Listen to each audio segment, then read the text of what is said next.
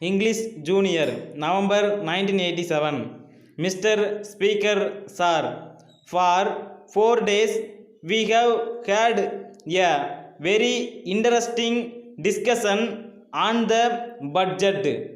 I am really thankful to the honorable members for the very kind words they have said about the way in which the budget has been presented.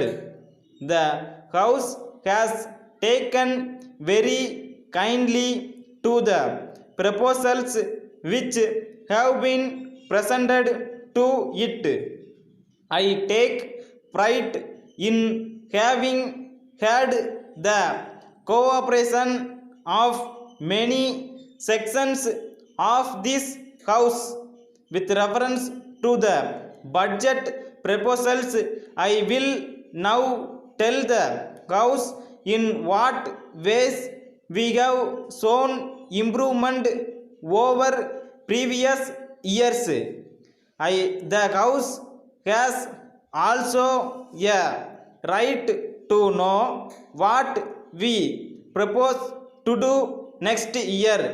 I shall try to meet some of the points raised in the course of the discussion. The other points may be dealt with in the course of the discussion on the demands for grants. I shall only meet the broad criticisms without wasting much of the time of the House. Two kinds of political opinion are represented in this House. They are entitled to look at the budget from their own point of view. All of them take a subjective view of the budget. They have not taken an overall picture of the state as a whole. So, if the budget has not satisfied some sections of the people, it cannot be helped. I am sure the same type of criticism can be made in respect of the budget of any finance minister of any country, although he is the most popular finance minister. Many things can be said against his budget proposals because he cannot satisfy all individuals. In view of this, I want the honorable members to look at the overall picture of the state as it exists and see whether we have not tried to meet the situation to the best of our ability. I request the honorable members to look at the matter from that angle.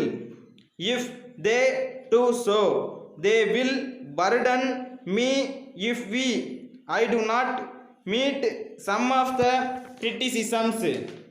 The most important feature of the budget is the food position in the state.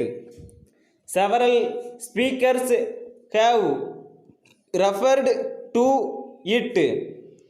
I am sure that in the next few days, when we discuss the various items of the budget proposals, reference will be made to the food situation again and again. That is the biggest of all the problems that are facing the government at present. Letter dated 5th December 1980 from Bhima and Company, Calcutta, to Mrs. Kesavan and Company, Madras. Dear sirs, we have great pleasure in enclosing a copy of our office calendar and diary. We trust that it may prove of some use to you.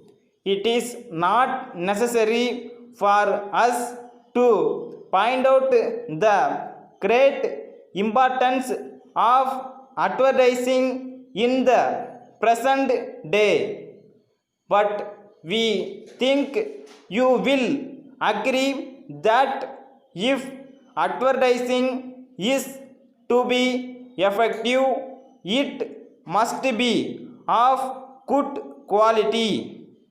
We have recognized this, so we have made special provision for this. In the circumstances, we shall be pleased to receive your esteemed orders. We have recently established the most modern machinery.